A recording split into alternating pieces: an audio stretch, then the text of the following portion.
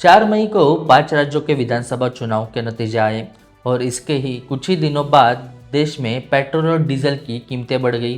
15 मई को पूरे देश में पेट्रोल और डीजल के दाम 3-3 रुपए तक बढ़ गए। इसके साथ दिल्ली में सीएनजी के भी दाम बढ़े। इससे पहले अमूल और मदर डेयरी जैसी कंपनियां दूध की कीमतें बढ़ा चुकी थीं, यानी आम आदमी की जेब पर लगातार दबाव बढ़ता जा रहा है। इसी बीच प्रधानमंत्री नरेंद्र मोदी ने कुछ दिन पहले लोगों से पेट्रोल डीजल बचाकर इस्तेमाल करने की अपील की थी। उन्होंने कहा था कि संभव हो वहाँ मेट्रो और पब्लिक ट्रांसपोर्ट का इस्तेमाल करें, लेकिन उसके तुरंत बाद हुई कीमतों में बढ़ोतरी। उसके बाद सवाल उठ रहे हैं कि क्या देश आर्थिक दबाव की तरफ बढ़ रहा है। इसी माहौल में प्रधानमंत्री मोदी हाल ही में यूएई के दौरे पर गए। इस दौरे के दौरान भारत और यूएई के बीच कई बड़े समझौते हुए। इनमें एलपीजी सप्लाई, पेट्रोलियम स्टोरेज और डिफेंस पार्टनरशिप जैसी डील्स सबसे ज़्यादा चर्चा में रही। अब सवाल ये उठ रहा है कि क्या इन समझौतों के बाद भारत में पेट्रोल, डीजल, गैस की कीमतों में राहत मिल सकती है। प्रधानमंत्री मोदी 15 से 20 मई के बीच में 5 देशों के दौरे पर है। इसमें यूएई, नीदरलैंड, स्वीडन, नॉर्वे और इटली शामिल है। लेकिन इन सब में सबसे ज़्यादा अहम माना जा रहा है यूएई का दौरा, क्योंकि इस समय पश्चिम एशिया में हालत काफ़ी तनावपूर्ण बने हुए हैं।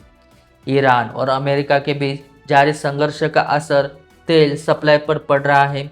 वहीं यूएई पर हुए हमलों की वजह से भी नुकसान हुआ है।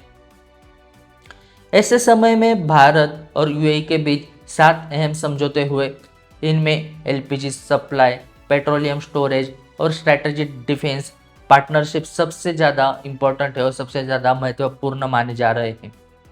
सबसे पहले एलपीजी डील की बात करें तो भारत और यूएई के बीच लंबे समय तक एलपीजी सप्लाई जारी रखने का समझौता हुआ है। ईरान अमेरिका तनाव के बाद भारत में कुछ समय के लिए एलपीजी की शॉर्टेज देखने को मिली थी। कई शहरों में कमर्शियल सिलेंडर मिलना बहुत मुश्किल हो गया था। इसका असर होटल, रेस्टोरेंट और छोटे कारोबारों पर पड़ा था। इसी वजह से इंडियन ऑयल कॉरपोरेशन और यूएई की Abu Dhabi national oil company के बीच ये समझौता हुआ। इसके तहत यूएई ने भारत को लगातार और स्थिर एलपीजी सप्लाई देने का भरोसा दिया है।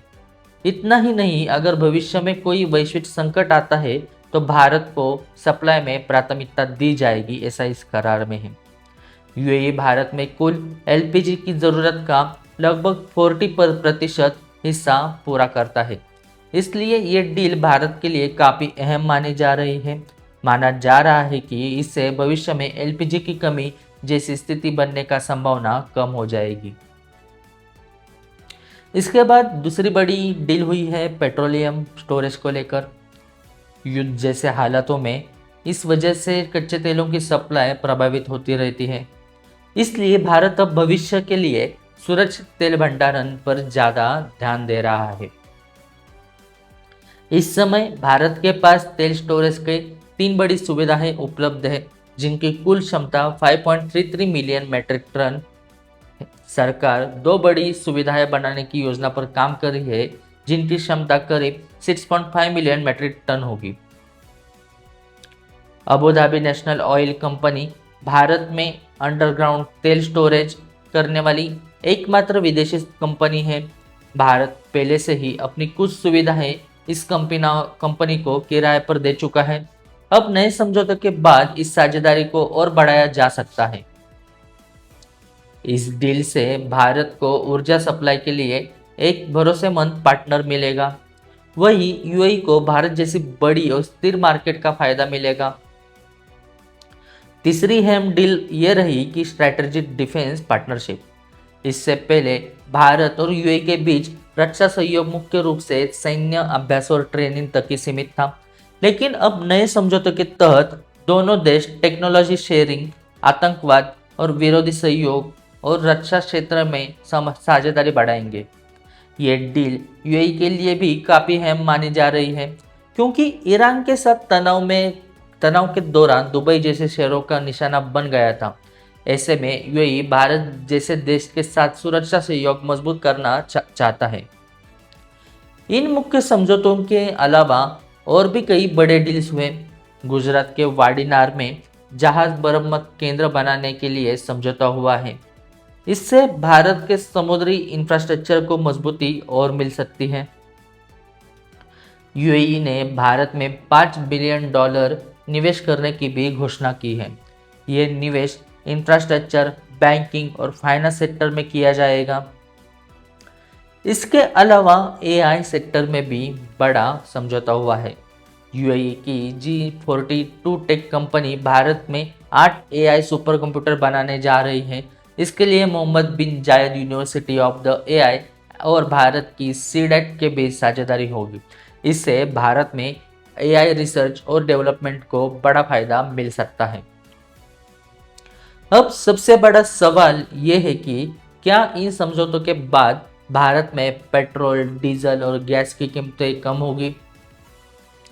फिलहाल इसकी संभावना बहुत कम दिखाई देती है, क्योंकि पिछले कुछ सालों से तेल कंपनियों को भारी नुकसान झेलना पड़ रहा था। अंतर्राष्ट्रीय बाजार में कच्चे तेल की कीमतें बढ़ी थी, लेकिन देश में लंबे समय तक दाम स्थिर रखे गए थे। इसी वजह से अब कीमतें बढ़ाने का फैसला लिया गया था। भारत और यूएई के बीच हुए इन समझौतों का सबसे बड़ा फायदा यह होगा कि आने वाले समय में भारत को एलपीजी और ईंधन सप्लाई को लेकर ज़्यादा स्थिरता मिलेगी। युद्ध जैसी स्थिति में भी भारत को प्राथमिकता के आधार पर सप्लाई मिलती रहेगी। लेकिन जब तक अंतर्राष्ट्रीय बाजार में कच्चे तेल की कीमतें कम नहीं होती, तब तक भारत में पेट्रोल, डीजल और एलपीजी सस्ते होने की संभावना बहुत कम है। फिर भी भारत और यूएई के बीच हुए ये समझौते दोनों देशों के लिए बेहद अहम माने जा रहे हैं।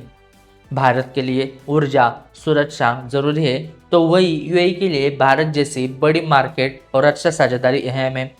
इसके साथ $5 बिलियन के निवेश से दोनों देशों में आर्थिक संबंध और मजबूत होने की उम्मीद है।